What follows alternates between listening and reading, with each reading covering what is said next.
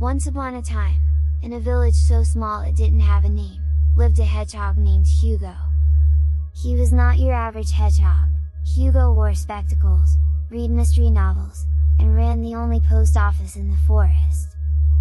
Every morning, he'd sort the mail, sip dandelion tea, and wonder what it would be like to go on an adventure. One blustery Tuesday, a problem rolled into town, literally. A giant tumbleweed made of enchanted brambles got stuck right in front of the post office. "This is a job for someone brave," said the squirrel mayor, who was definitely not volunteering. The town had no heroes. No knights, no wizards.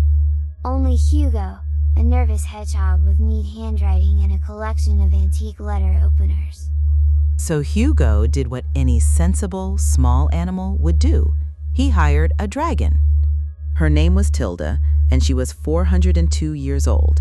She answered his ad in the Weekly Roar. She had 3 PhDs in weather, poetry, and conflict resolution, and a fondness for peppermint bark. Tilda arrived in a flash of green smoke, wearing reading glasses and a fanny pack.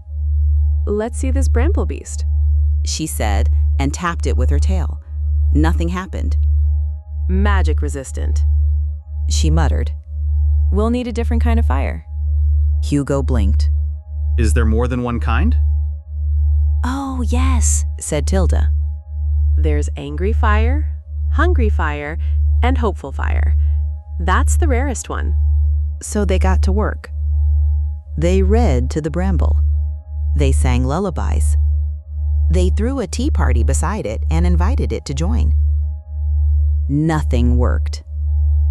Then Hugo had an idea. He took out an old letter he'd written long ago, a letter he never sent. It was a letter to himself, full of all the adventures he dreamed of but was too scared to try. He read it out loud. The bramble shivered, then melted into a swirl of golden leaves. "Hopeful fire," Tilda whispered.